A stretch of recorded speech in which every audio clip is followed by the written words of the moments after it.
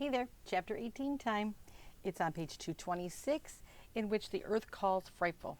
Today's coffee mug, just for you. I drink coffee for your safety, which is probably a very true thing. Okay, are we all good? I actually already read this chapter one time, but then when I went to go put it on the video, it never had my voice to it. So it was just me. Yeah, not good. So now I have to reread the whole thing over. So to all these people that don't like to read, I get to read it twice. Okay, let's just get started. No sense crying over spilt milk. Here we go. And then it happened. Frightful hopped from limb to limb until she reached the wispy top of the ancient hemlock. She turned her head slowly as she took a bearing on the sun's rays. She fixed on a longitude between 90 and 70 degrees. After many takes, the direction was indelibly printed on her brain. She pointed her head and body along the invisible line. She bent her knees and ankles. She lowered her wings. "Alice," Sam whispered, "Frightful's leaving us." "How do you know?" "Look at her. She has that southward concentration of migrating birds. I've seen it in robins and blackbirds." Frightful flew. She did not look back. "But she loves you," Alice cried. "She can't go. She doesn't know what to do without you." "But she does," Sam said, watching her disappear. "She's flying south." "Come back in the spring," he called, then added, "I'll be waiting." Sam climbed the old hemlock, trying to catch one last glimpse of his beloved bird. She was already far away. She rode the prevailing winds over the familiar mountains and rivers and beyond the Catskills into unknown territory. She did not hesitate or turn back. She memorized the landscape as she flew: forests, rivers, highways, and cities. In 1 hour she saw the Atlantic Ocean ahead. Its plantless expanse told her it was not the way to go. She came down on a tour above the Hudson River and perched in an isolated ash tree. A Cooper's hawk and two red tails were hunting not far away. Frightful noted the moisture in the air, the clouds, the wind, and the other migrating birds passing overhead. Ding! Turned the page, 228. Blackbirds swarmed over the cattail swamp at the bottom of Hook Mountain. In the morning the sky was clear and blue. She perched in the top of the ash, waiting for the earth to warm and the wind to rise and carry her on her way. She took off about 9 o'clock. "Peregrine!" a man on the top of Hook Mountain shouted with gusto. He was seated before spotting scope. "That makes 40 peregrines for the month," said a woman sitting on a camp stool. She put a check beside Peregrine Falcon in the Raptor counting book.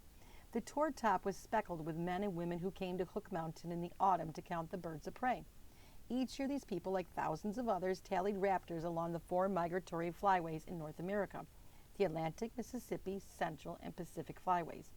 They counted because the birds of prey were losing ground in the fight for survival. By comparing their numbers each year, the counters could tell whether or not their efforts to ban pesticides and pass laws protecting the birds were working. The birds of prey were vital to the health of North America. The people on Hook Mountain cheered when Frightful went over. A peregrine was a thrill to see. The bird had been eliminated by DDT and pesticides in much of the United States in the 40s, 50s, and 60s. Even now, it was still a rare sight, a beautiful rare sight. Frightful's wings cut circles in the wind that sped her southeast toward the ocean. Abreast of New York City, she sensed she was off course. Her internal compass and the increasing moisture in the air sent her westward. Rough air bounced her back and forth, but she found her longitude again over the New Jersey marshlands. She dropped down to rest on the post of a duck blind. A shotgun blasted. She took off, skimmed low over the tops of the sedges until she found a thermal, and rode it, ringing swiftly up, barely moving her wings as it carried her out of the range of the duck hunter's guns. Soaring, tipping, circling at the top of the thermal was Drum. "Cree, cree, cree," she called. Her first tercel eyas answered with nestling talk. "Psee!" Then adult talk. "Cree, cree, cree." They sped out of the thermal together and started down the coast. They flew extremely high, keeping the ocean on their left. Drum had taken this trip last year. He picked smooth winds between towers of clouds as he led Frightful through the sky. Frightful and Drum and several other birds of prey kept each other in sight. Traveling together, they formed a sky club. Ding! Turned the page, 230. Before long, they came to know each other and passed on information about the weather and the terrain. The experienced ones knew to come down early before a storm. Others sensed turbulence approaching and took detours around destructive winds. Over Virginia, a sudden gust of dry air pushed Frightful ahead of Drum. She had learned at Delhi that such a wind would be followed by a cold front. She flew faster to keep ahead of it. 600 miles from Hook Mountain, she came down on a utility pole on Cape Hatteras. 15 minutes later, Drum joined her. Dropping out of the sky by twos and ones came the goshawk, the kestrel, the red-tailed, and the sharp-shinned, the bird club. They spread out over the vast wetland. Frightful looked down on black ducks, mallards, blue-winged teals, plovers, godwits, yellow-legged sandpipers, all the migrating birds that love wetlands. At the sight of a peregrine falcon, they vanished. Frightful did not chase them. She was looking for pigeons and rats, but actually was not very hungry. She was living on her migratory fat. Perched on the pole, she oiled her feathers, which had become dry at the high altitudes. Drum oiled his on the mast of a sailboat that had been dumped in the marsh by a long-ago storm. In the morning, Frightful did not follow Drum southward. The wind was strong. It was coming from the southeast, bending the trees to the northwest.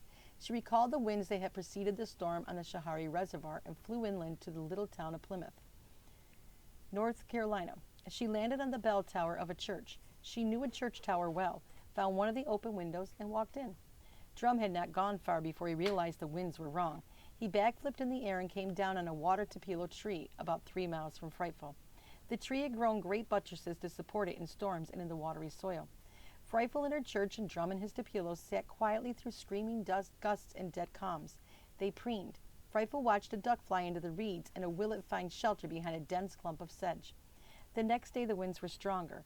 Lengths of clouds became stringy clusters of gray. Frightful stayed in her church tower. Drum settled closer to the bole of the tupelo tree. 2 nights later, wind-blown rain began to fall, first in light dribbles, then in gushes. The ducks and geese and herons hunkered down in the sedges and reeds. The warblers had gone inland to the pine forest. They pushed close to the tree trunks. The falcons and hawks sought shelters in forests and buildings.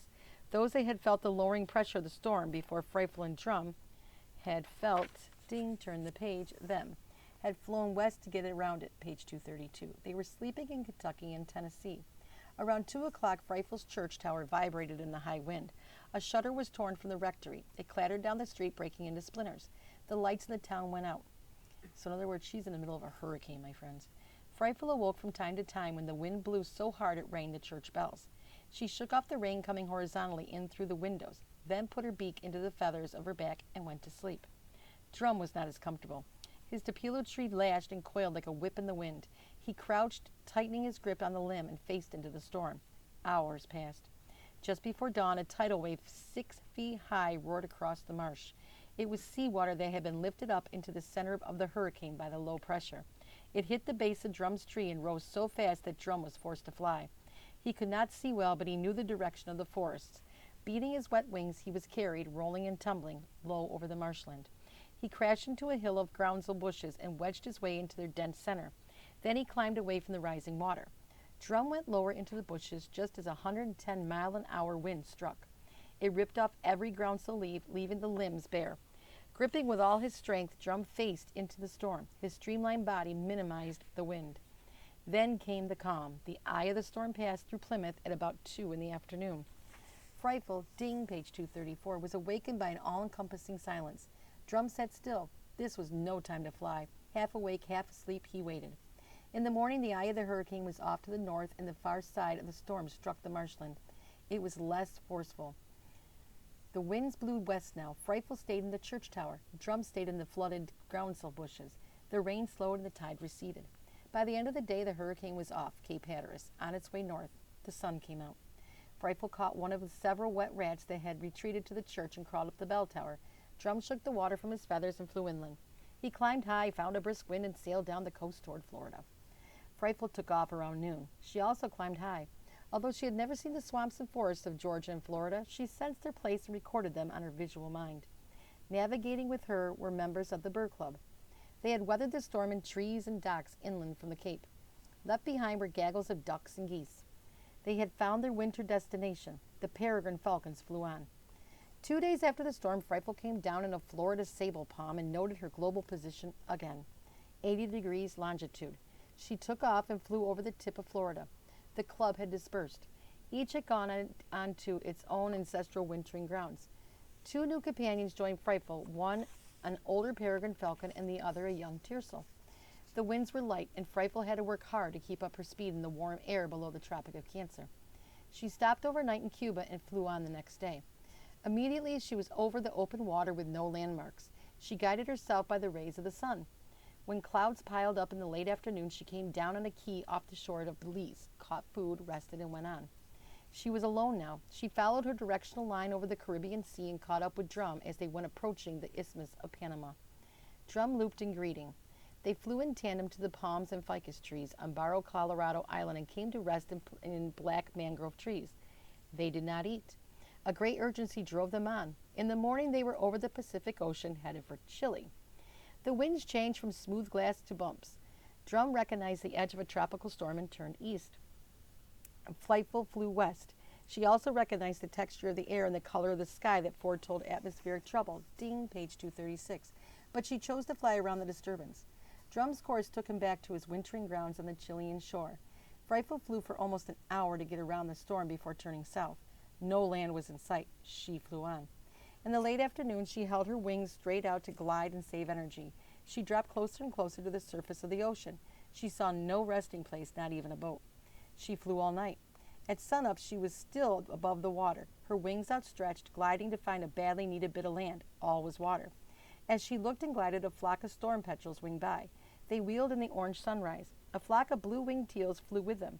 These were no birds of the ocean. These were birds of the land. Land was near. Frightful summoned new energy and climbed into the sky. In the distance, she saw a green-gray island. With a last effort, she pumped her wings and flew straight ahead and came down on Palo Santo tree on Hispaniola Island. Birds flew lazily above it. Male frigate birds with bright red balloon-like sacks under their chins cruised the shore. Not 3 feet from Frightful, 7 little black Darwin cactus finches were busily gleaning food. She waited for them to flee. All birds fled from her. The Darwin finches kept on hopping and eating. They did not know they should be aware of predators. Frightful had arrived in the Galapagos Islands, 600 miles out in the Pacific Ocean, where the birds and reptiles had lived for hundreds of thousands of years, perhaps millions, without predators. They were totally unafraid. Frightful was unable to chase the friendly birds. They did not fly away from her, and because they did not, she was not inspired to chase them. She was exhausted and hungry amid friendly creatures. She was watching them, growing listless from hunger, when a wheeling flock of sanderlings and whimbrels from the continent flew past. They acted familiarly. They flew together and apart at the sight of a predator, and Frightful dove in their midst. She gave chase and finally ate. Returning to the Palo Santo tree, she rested not far from a group of Galapagos mockingbirds. They were not as innocent as the little finches. They were attacking everything. Iguanas, birds, other mockingbirds, and Frightful herself. They did not know she was a predator, but they did not like any other living thing in their territory. They swooped and dove and pestered. She returned the compliment. She swooped and dove, and they all stayed away. From her perch, she watched young sea lion cubs and, ding, page 238, their mothers tumbling on the beach. The huge bulls were in the water. They roared and bellowed when another male came near their harem and offspring. Something moved at the foot of Frightful's tree. She focused. A 3-foot-long land iguana was chewing cactus fruits. His dragon-like spines and thick skin sent a strong message to her. He was not food. For several hours, Frightful bobbed her head and looked from one strange animal to another in this world of ancient survivors. At sunset, clouds piled up like purple mountains, forecasting rain. Frightful flew to a shelter she had pinpointed on her arrival. She crossed the water to Gardiner's Island and alighted on a steep lava cliff of cracks and niches. All were occupied by blue-footed boobies, big birds with startling blue feet. They chased her off their properties. She dropped to another shelter and was ushered out by the Galapagos penguins. These perky, upright birds had been lost from the ice islands of Antarctica hundreds of thousands of years ago, and unable to swim back, had adjusted to the tropical heat. They cooled off by lifting their wings, panting and jumping into the icy waters. Frightful left the penguins and blue-footed boobies to their caves and niches and rounded the island, looking for shelter. She came upon another cave of the western cliff, facing the oncoming storm. The cave was scoured by wind, sea, and water and was deep enough for shelter. She walked into it. That night a downpour pelted the cliffside. Frightful shook rain from her feathers without awakening. In the morning, bright sunlight turned the roughened water into patches of flashing silver. The clouds were gone. Frightful flew back to Hispaniola Island for food. It was vacation time for peregrines, and Frightful sensed it. She flew for the sheer pleasure of flying. She winged out over the water to be rocked by warm sea winds. She climbed up into storm clouds and rolled out of them into sunshine. She turned loops and spirals. Each morning for the next 2 months, she played with the air currents high above her rocky little island, then streaked to her Palo Santo on Hispaniola Island. When the daily tourist boats arrived around 10 o'clock, she flew back to her island, leaving the sea lions, Darwin finches, marine iguanas, all the original residents, to entertain the people. They did this admirably, since they were totally unafraid of the 2-legged mammals. Until 300 years ago, no humans had come to those isolated islands, and the birds and reptiles had not learned to run from them. Their inherited memories covered 1 million years without people, and so the birds hopped close to tourists and fishermen. The sea lions did not move when photographers walked among them. Lizards challenged lizards while people, ding, page 240, watched, and marine iguanas walked between human feet on their way down the beaches to feed in the sea. On December 21st, the day of the winter solstice, something happened to Frightful. The image of the one mountain among thousands, the one tree among millions, and the one boy, Sam Gribbley, flashed in, then out of her mind. 3 days later, she left Gardner Island. She stopped on Hispaniola for a week, eating well and putting on fat for the long flight home. She was going home. The sun had changed only a few seconds at the equator, but it was telling her body to migrate. She pointed her beak south. In New York, shorter days had told her to go south. Here in the tropics, the days were not growing shorter, and Frightful pointed her beak the wrong way. She was ready to take off when a Galapagos hawk landed on a cactus in front of her. His feathers were dark brown, his eyes yellow. He flew into her face. Frightful fell backward, twisted onto her wing, and sped. 2 other male Galapagos hawks came after her. They were a family of 3 males and 1 female. The males were defending their nest on a cactus not 100 yards from where Frightful had sat. They all helped one female raise her chicks, each of which had a different father. The hawk family passionately attacked falcons from the north. Having sent Frightful on her way, the 3 males came after her. But Frightful's tapered falcon wings were faster than their broad-hawked wings. She sped to the end of the island and rested on a lava rock. Frightful was facing north. Suddenly, the iron bits in her brain clicked a strong message to her: fly straight on. Her brain was feeling the pull of the Earth's magnetic field, slight as it was. Frightful flew north. She flew along longitude 90 degrees, the longitude along which the Galapagos Islands lie. After a half-hour's flight, she landed on a Palo Santo tree at the top of a dead volcano. She lingered uncertainly among complacent woodpeckers from the north. Ding, turn the page, 242. They confused her. They were busy being home lovers. Their ancient ancestors had found the Galapagos Islands so pleasant that they had not returned north. Frightful might have remained with them had not a flock of pin-tailed ducks come down on the shore below. She chased them. 3 left the islands, headed north. She followed them, sensing that her inner compass had finally kicked in and was correct. Frightful and the ducks came to rest on Darwin Island, the last outpost before El Salvador, 1,000 miles away. Frightful was now north of the equator, but only about 10 miles. She lingered on this bird-rich island to put on more fat. In early January, the sun's message was stronger. The days were several seconds longer. Spring was coming to the north. She crouched low, straightened up, and bobbed her head. The one mountain among thousands, the one tree among millions, and the one Sam Gribbley were pulling her home. She flew up the Galapagos longitude, headed straight for El Salvador and lined for Wisconsin. For many miles, she flew over the Pacific Ocean with a flock of red-rumped storm petrels. They dove for tiny fish. Around her, gulls screamed and pelicans flapped laboriously. Then the land birds vanished, and she saw only birds of the open ocean, the albatrosses and snowy terns. Frightful sensed she was far from food and land. The sun set orange-red on the ocean, and in seconds it was night. There is no true twilight in the tropics. The stars instantly appeared in the black sky, reflecting their light on a quiet ocean. Alone in the starlight, Frightful flew on. She breathed steadily as she followed her internal homing equipment. To save energy, she flapped her wings strongly, then soared for long periods of the errant winds. She kept going. In the morning, she was on a clockwise wind that was carrying her east. She turned to get back on course when she saw land birds in the distance. She caught up and flew with them. They grew more numerous than floating seaweed told of land not far ahead. Frightful held her wings outstretched and glided on the wind. She put her feet down on a coconut palm on Cocos Island. Sandpipers ran along the beaches. Gulls screamed and looped through the air. Migrating birds rested and gathered strength for the long flight north. Frightful rested, then darted around Coco Island for 3 days, eating and sleeping and gaining weight. When the sun had added another 2 minutes to the day, the mountain, the tree, and the boy appeared in her mind. Taking another reading on the sun's ray, feeling the magnetic pull of the earth, ding, page 244, she flew north of the fateful 90 degrees line headed for Wisconsin. 300 miles beyond Coco Island, Frightful knew there was land to the east. She did not see birds or seaweed, but she felt the mass of a continent. Ignoring the sun, she turned and flew east. After an hour manipulating bumpy winds, she arrived at the Isthmus of Panama. Frightful flew directly to the mangrove tree on Barro, Colorado Island, where she had rested in the autumn. She ate and slept. For 3 days she stayed on the island, looking northward from time to time, realigning her compass. When the rays of the sun and her magnetic sense lined her up with 80 degrees longitude, she was ready to fly. The one mountain in thousands, the one tree among millions, and Sam were straight ahead. Cree, cree, cree! Drums slammed down beside her. They exchanged soft noises of recognition, then swooped over the island, chased each other, ate well, and started home. The trip progressed slowly at first. Frightful and Drum stopped in Cuba for 10 days and along the northern coast of Florida for a week. As the days grew longer, they went faster. They lingered in South Carolina for only 5 days, flew over North Carolina, and came down for a day in Virginia Cape. May, New Jersey was their next stop.